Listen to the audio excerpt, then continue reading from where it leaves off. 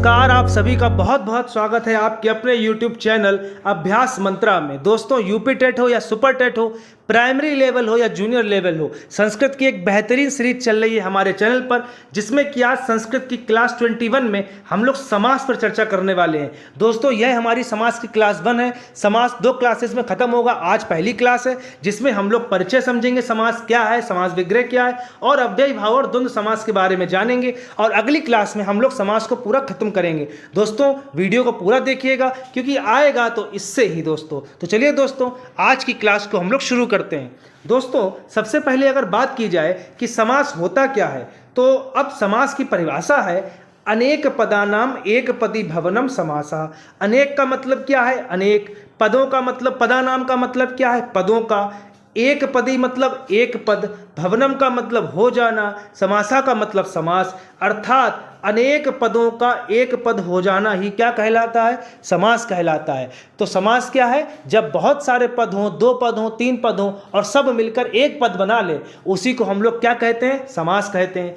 एक और सूत्र समास से संबंधित याद रखिए, समसनम समासः। समसनम का मतलब होता है संक्षेप में, तो जो संक्षेप में लिखा जाए वही समास है। तो ये भी बात याद रखिए। अब ये बात आपको क्यों याद रखनी है? तो इसलिए याद रखनी है कि अगर मान लीजिए पेपर में आपको सूत्र ये पूरी लाइन लिखी हो और समासा गायब कर दे, ऊपर वाले सूत्र में भी समासा गायब कर दे, नीचे वाले में भी, और रिक्त स्थान छोड़ दे, भरिए यहाँ पे क्या भरना है, तो आप एक तो दिमाग का यूज करिए कि भाई अनेक पद हैं, एक पद बहुत बन रहा है तो समास, और नहीं तो आप पढ़ भी लीजिए इसको एक बार। तो इसलिए मैंने आपको बताया ये दोनों चीज़ें, दोनों जो सूत्र लिखे हुए हैं, इन दोनों को, सूत्र क्या है बल्कि परिभाषाएं लिखी हुई हैं संस्कृत में, तो इसको आप समझ लीजिए। अब हम लोग बात करते हैं समास विग्रह की। तो देखिए दोस्तों, समास विग्रह क्या होता है? जो एक पद बनता है उसको अलग अलग लिखना ही, अलग अलग कर देना ही क्या कहलाता है? समास विग्रह कहलाता है। जैसे आप देखिए यहाँ पर पीताम्बरा लिखा हुआ है, तो ये पूरा एक पद बना हुआ है। अब इसका जो विग्रह है वो क्या है? पीतम अम्बरम यस्य सह। पीतम माने पीला, अम्बरम माने वस्त्र। यस्य का मतलब संस्कृत में होता है जिसका, और सहा का मतलब संस्कृत में होता है वह। तो पीले हैं अंबर जिसके वह, अर्थात हम लोग समझेंगे बहुब्रीहि समास में। तो इस तरीके से समास विग्रह होता है। अब समास जो है वो कितने प्रकार के हैं? तो 6 प्रकार के होते हैं। तो अब 6 प्रकार के समासों को मैंने लाइन से लिखा हुआ है। देखिए, अव्ययी भाव समास पहला पद प्रधान, तत्पुरुष समास दूसरा पद प्रधान, बहुब्रीहि समास तीसरा पद प्रधान, या दोनों पदों में कोई प्रधान नहीं, मतलब 2 पद हैं तो दोनों नहीं प्रधान होंगे, तीसरा कोई और ही प्रधान होगा। द्वंद्व समास में दोनों पद प्रधान, कर्मधारय में विशेषण और विशेष यानी एक पद दूसरे पद की विशेषता बताएगा, और द्विगु में पहला पद क्या होगा? संख्यावाची होगा। अब दोस्तों, अव्ययी भाव समास। अब अव्ययी भाव समास को समझने से पहले हम लोग समझ लेते हैं कि प्रधान शब्द का मतलब क्या होता है। देखिए, समास में प्रधान शब्द का मतलब ये होता है कि जो पद, यानी कि 2 पद होंगे तो जो पद अर्थ को कैरी करे, यानी अर्थ उसकी वजह से ही बदलेगा या अर्थ उसकी वजह से ही चलेगा। जैसे आप समझिए, आपने बोला कि जरा मेरे लिए गंगा जल ले आओ, तो गंगा जल में 2 शब्द हैं, गंगा और जल। तो आप क्या लाएंगे? गंगा थोड़ी लाएंगे, क्या लाएंगे? जल लाएंगे, यानी कि जल शब्द प्रधान है, गंगा तो बस उसमें जुड़ा हुआ है। जैसे अगर आपने बोला कि मेरे घर पर एक घुड़सवार आया, तो घुड़ माने घोड़ा और सवार का मतलब सवारी करने वाला। तो घुड़सवार आया का मतलब क्या होगा कि जो सवार यानी उस व्यक्ति के बारे में बात कर रहे हैं, घोड़ा थोड़ी आया। तो इस तरीके से प्रधान शब्द का मतलब ये होता है कि अर्थ उसकी वजह से ही होता है। अब हम लोग अगर समझे कि अव्ययी भाव समास, तो देखिए लिखा हुआ है पूर्व पदार्थ प्रधानो अव्ययी भावा। पूर्व का मतलब पहला, पदार्थ का मतलब पद का अर्थ, प्रधानो, तो जहां पर पहले पद का अर्थ प्रधान होता है वहां पर अव्ययी भाव होता है। अर्थात पहला पद प्रधान हो तो अव्ययी भावा। अब अव्ययी भाव समास जब होता है तो संपूर्ण पद जो होता है वो अव्यय बन जाता है। अब देखिए, अव्ययी भाव में अव्ययी का मतलब अव्यय और भाव का मतलब हो जाना। तो जब कोई चीज़ अव्यय नहीं है और वो अव्यय बन जाए वही तो अव्ययी भाव है। जैसे कि मान लीजिए कोई सुरेश नाम का व्यक्ति है और वो अव्यय से मिलकर अव्यय ही बन जाए, तो यानी यही हो गया अव्ययी भाव समास। तो इसमें क्या होता है, जो संपूर्ण पद होता है वो अव्यय बन जाता है। और इंपॉर्टेंट चीज है, बहुत ही महत्वपूर्ण, याद रखिएगा, अगर थोड़ा सा लेवल कठिन करेगा तो आपसे पूछेगा कि इसमें किस वचन में प्रयोग करते हैं, तो याद रखिए नपुंसक लिंग और एक वचन में हमेशा अव्यय भाव समास में जो पद बनता है उसका प्रयोग किया जाता है। अब इसके कुछ उदाहरण को समझेंगे और उसी से हम लोग विग्रह को समझ लेंगे। देखिए दोस्तों, लिखा हुआ है, आप अगर समझें तो अव्यय क्या होते हैं, अव्यय वो शब्द होते हैं जिनके ऊपर वचन का या काल का या क्रिया का कोई प्रभाव नहीं पड़ता, मतलब वो बदलते नहीं है। तो जितने भी उपसर्ग होते हैं वो सब अव्यय होते हैं। तो देखिए, अधिहरि में यहाँ पर अधि लिखा हुआ है, उपगंगम में यहाँ उप लिखा हुआ है, सुमद्रम में सु लिखा हुआ है, निर्विघ्नम और निर्मक्षिकम में निर लिखा हुआ है, निर उपसर्ग का प्रयोग हुआ है, अतिनिद्रम में अति का प्रयोग हुआ है, अनु विष्णु में अनु का प्रयोग हुआ है, यथाशक्ति में यथा उपसर्ग के रूप में आया है, अनुरूपम में अनु उपसर्ग के रूप में आया है, और प्रतिदिनम में प्रति उपसर्ग के रूप में आया है। तो ये सभी शब्द उपसर्ग जब आपको पहले दिखे तो तुरंत आप समझ जाइए कि यहाँ पर अव्ययी भाव समास होगा, जैसे ही आपको उपसर्ग पहले दिखे। अब इनके विग्रह के ऊपर थोड़ी हम लोग चर्चा कर लेते हैं। तो देखिए दोस्तों, अधिहरि, जब ये अधि शब्द आ जाए तो आखिरी में आपको इति जोड़ना है। क्या जोड़ना है? इति। याद रखिए, अधि इति। तो अधिहरि का मतलब हरौ इति, अध्यात्मम का मतलब आत्मनि इति। जब उप शब्द आ जाए तो उप का मतलब होता है पास में, और पास में की संस्कृत समीप। तो उपगंगम यानी गंगाया समीपम, गंगा के पास। उपतटम, तटस्थ समीपम, तट के पास। जब कभी सु शब्द आ जाए तो समृद्धि जोड़ देना है, जैसे सुमद्रम, मद्राणाम समृद्धि। तो जो भी शब्द बाद में लिखा उसको इसी तरीके से लिखना होगा, मद्राणाम, बस समृद्धि शब्द आखिरी में जोड़ना है।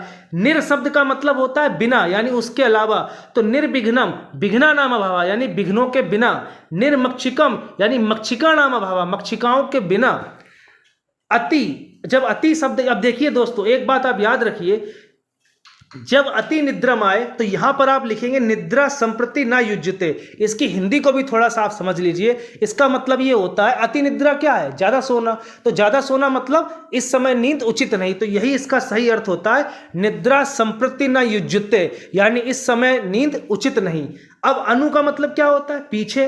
तो अनु विष्णु मतलब विष्णु पश्चात, विष्णु के पीछे। अनुरथम मतलब रथस्य पश्चात, रथ के पीछे। यथा का मतलब होता है दोस्तों अनुसार, हिंदी में आपने पढ़ रखा होगा। यथा शक्ति का मतलब शक्ति के अनुसार। यथा बलम मतलब बल के अनुसार। तो इसकी जो संस्कृत में विग्रह होगा उसमें अनतिक्रम में जोड़िएगा। क्या जोड़िएगा? अनतिक्रम में। तो यथा शक्ति, शक्तिम अनतिक्रम में। यथा बलम, बलम अनतिक्रम में।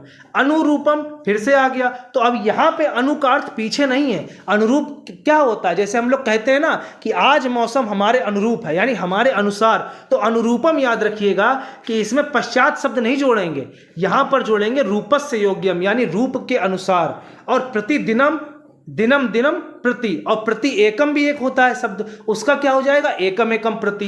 तो देखिए मैंने आपको कुछ उदाहरण बताए जिनसे आप बस समझ लीजिए कि अगर ये शब्द आ जाएगा तो ये हमें विग्रह में करना है, क्योंकि उदाहरण लिखने को तो 500 लिख दिए जाएंगे और सबका एक जैसा ही होता चला जाएगा। तो आप केवल ये समझ लीजिए कि अगर कोई शब्द दिया जाए तो उसका समास विग्रह किस तरीके से, क्या शब्द हमको लिखना है। ठीक है दोस्तों, तो अव्ययी भाव समास में बस इतना ही था।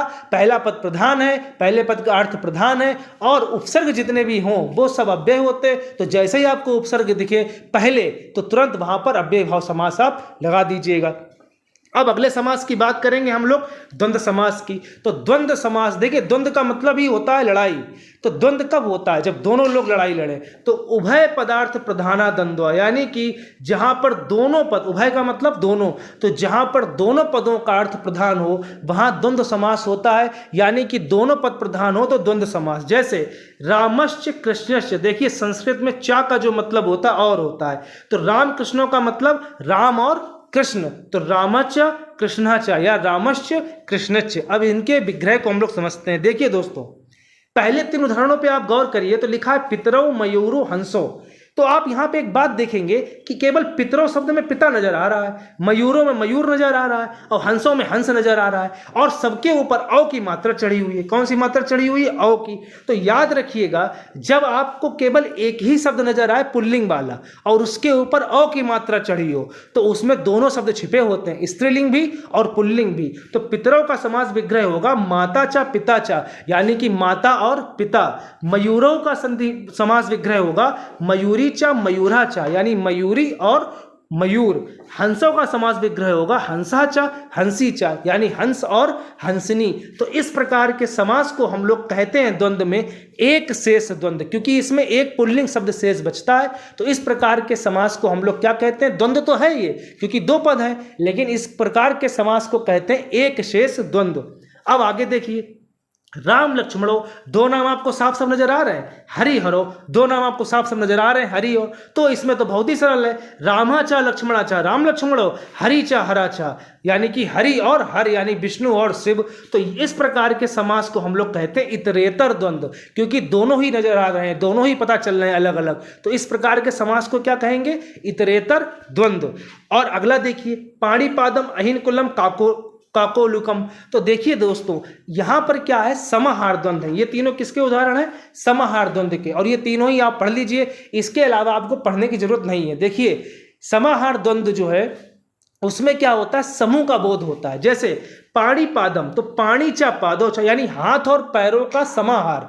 तो हाथ और पैर, बीच में और शब्द भी आ रहा है, इसलिए यहां द्वंद्व होगा। कौन सा द्वंद्व समास होगा दोस्तों? तो ये होगा समाहार द्वंद्व। जैसे अहिनकुलम, तो अहिचा नकुलाचा, तो अहि नकुलम मतलब अहि माने सर्प और नकुल माने नेवला।